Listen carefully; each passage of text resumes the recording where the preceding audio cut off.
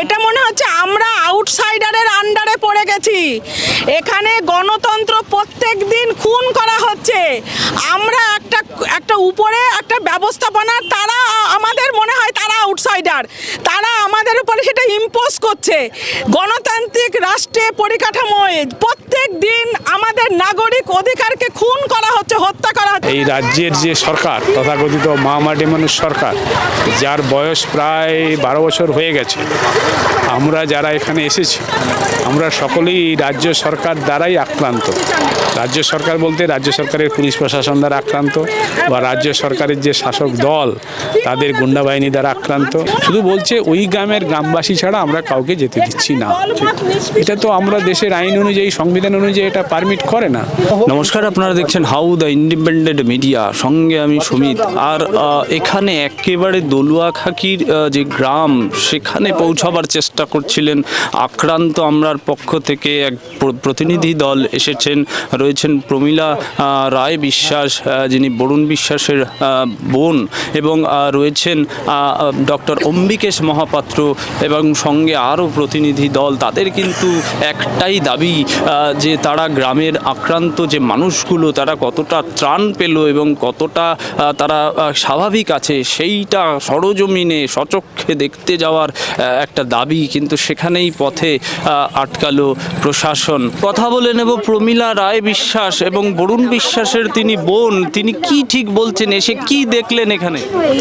আমরা প্রতিদিন যা দেখছি যে রাজনৈতিক দল আসুক আর সাধারণ মানুষের তাদের পাশে দাঁড়াতে হোক। যে এখানে আজকে এই ঘটনাটা ঘটেছে, যাদের গ্রামটাকে জ্বালিয়ে দেওয়া হলো, তাদের পাশে দাঁড়ানোর জন্য যারা আসছে, তারা যারা আসছে তাদের আটকানোর জন্য চেষ্টা করছে।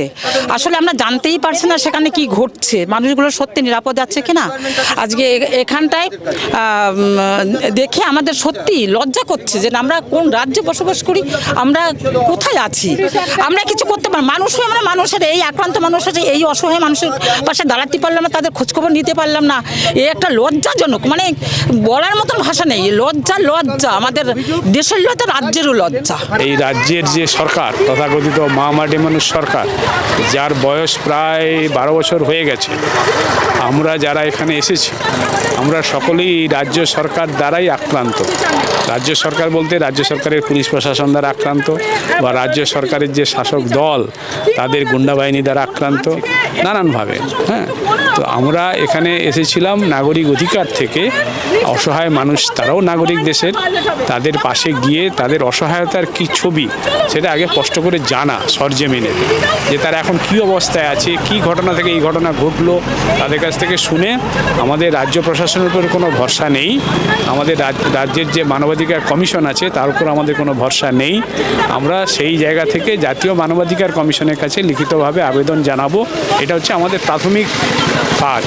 কিন্তু সেই কাজটা করতে গেলে তো আমাকে ঘটনাস্থলে গিয়ে ঘটনাটা জেনে অভিযোগটা করতে হবে, এ তো গল্প করে করা যায় না। আর দ্বিতীয় কথা হচ্ছে, যারা অসহায় অবস্থা আছে এখন তারা কি অবস্থায় আছে, তারা দৈনন্দিন জীবন চালাবার জন্য যে প্রয়োজনীয় সামগ্রী, ন্যূনতম সামগ্রী, সেই সামগ্রীগুলো তারা পাচ্ছে কিনা, বা না পেয়ে থাকলে তারা কি চায়, কোনটা পেলে তাদের আপাতত চলবে, সেটা একটু আমরা জেনে বুঝে কোনোভাবে ব্যবস্থা করতে পারি কিনা সেই চেষ্টাটা আমরা করতাম মানবিকতার দিক থেকে। অর্থাৎ আমাদের সব ব্যাপারটা হচ্ছে মানুষ থেকে তো মানবিক, সেই মানবিক অধিকার যে প্রশ্নটা, এটা নাগরিক হিসাবে সেই অধিকারটা রক্ষা করার জন্য আমরা চাইছিলাম। কিন্তু পুলিশ প্রশাসন একটা অদ্ভুত যুক্তি এখানে বলছে, তারা কোনো আইনের রক্ষক, আইনের চৌহদ্দির মধ্যে তাদের কথা বলা দরকার। দেশের সংবিধান আছে, দেশের আইন আছে, আইনের ধারা উপধারা আছে, কোন ধারায় কোন কারণে বাধা দিচ্ছে আমাদেরকে একজন নাগরিকের সঙ্গে দেখা করতে, আমাদের তারা কিছু উল্লেখ করতে পারছে না। কতজনকে ওই অবস্থায় অ্যারেস্ট করা হয়েছে, একজন তৃণমূলের মানুষ উনি খুন হয়েছেন, তার জন্য যতজনকে অ্যারেস্ট করা হয়েছে, আজকে অত গ্রামবাসী মারা যাওয়ার জন্য কতজনকে অ্যারেস্ট হয়েছে, আজকে আমরা এই পুলিশ প্রশাসনের কাছে জানতে চাইছি। তদন্ত তো হয়নি, তার আগেই একটা গ্রামকে জ্বালিয়ে দিয়ে হলো যে তারাই দোষী, তারাই এটা করেছে। তাই এটাই কি গণতন্ত্র? এটাই কি আমাদের রাজ্যের মানে পুলিশ প্রশাসনের ভূমিকা? পুলিশ প্রশাসন তখন কিন্তু সামনে থেকে আমরা যেটা সংবাদ মধ্যে শুনতে পাচ্ছি যে তারা সামনে ছিল, তাদের সামনে এটা ঘটেছে, কিন্তু তখন তারা সেটাকে বারণ করেনি বা তাদের আটকায়নি।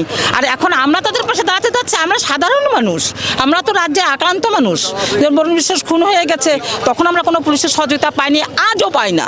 আজও আমরা সেই লড়াইটা করেছি, লড়াই আমাদের থাকবে, জারি থাকবে না। যে কোনো প্রকারে হোক আমরা এই ঘটনা জানবো, তাদের পাশে দাঁড়াবো।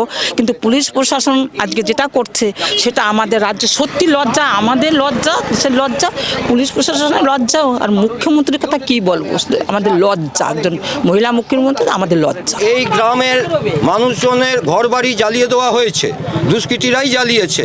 পুলিশ প্রশাসন তখন সেই প্রোটেকশন দিতে পারেনি। আজকে সেখানকার মানুষ খেতে পাচ্ছে কিনা, তার খাবার দাবার জামা কাপড় তারা আছে কিনা, সেই খোঁজ খবর নেবার জন্য আমরা যাব। তাদের সুস্থভাবে বেঁচে থাকার জন্য নাগরিক হিসাবে যেটুকু কর্তব্য পালন করব, সেই কাজটার ক্ষেত্রেও পুলিশ এখানে কোনো রকম আইন কানুনের নিয়ম, কনস্টিটিউশন সেকশন ছাড়াই আমাদেরকে আটকাচ্ছে। তাহলে সিটিজেন রাইট আটকাচ্ছে, হিউম্যান রাইটস ভায়োলেশনস হয়েছে, সেটাকে পর্যন্ত তারা এক্সপোজড হতে দিচ্ছে না। পুলিশের এখানকার বক্তব্য হচ্ছে তারা যেটা বলবে রাজ্যের মানুষকে, নাগরিককে সেটাই বিশ্বাস করতে হবে। তারা সচক্ষে সেটা দেখতে দেবে না, সেখানকার মানুষের জীবনযাত্রাটা কেমন চলছে সেটা জানবার অধিকার পর্যন্ত নাগরিকদের নেই।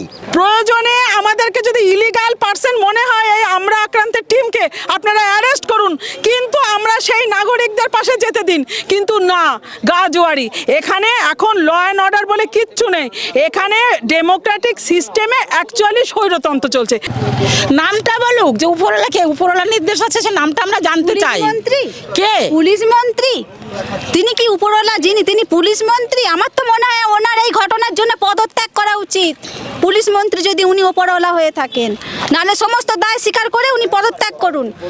সাধারণ নাগরিক হিসেবে আজকে আমাদেরকে ওখানে ঢুকতে বাধা দেওয়া হচ্ছে, এটা আমাদের লজ্জা। পশ্চিমবঙ্গবাসীর সাধারণ নাগরিক হিসেবে যদি আমাদের ভোটার কার্ডটা, আধার কার্ডটা থেকে থাকে, আমরা পশ্চিমবঙ্গের ভারতের নাগরিক, আর সেই নাগরিক হিসেবে আমরা এখানে লজ্জা প্রকাশ করছি।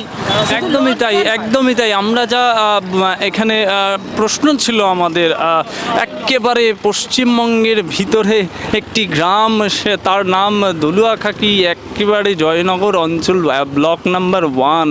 সেখানে আমরা যদি পৌঁছে যাই, কি করে বহিরাগত হই? প্রমীলা রায় বিশ্বাস কিন্তু পরিষ্কার করে বলে দিলেন, সত্যিই কি আমরা আউটসাইডার বা বাইরের মানুষ?